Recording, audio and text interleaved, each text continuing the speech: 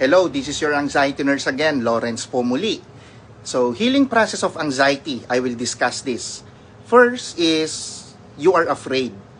This is a common, and the first thing you will feel is the stress response itself. Then, second, doubt.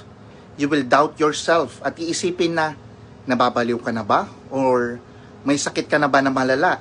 Iisipin mo na hindi mo na kaya bumalik sa dati mong ikaw o pagkatao. Then, the third step o process is the confusion.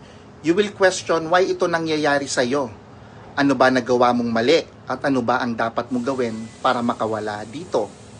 Then, the last is understanding. You will now learn how your body works and how stress response take place.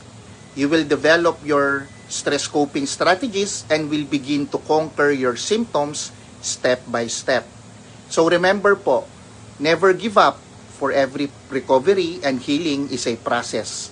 It may take some time or effort, but you will definitely get better and reach the end of the road. So God bless po. Si Lawrence po muli, ang inyong anxiety nurse.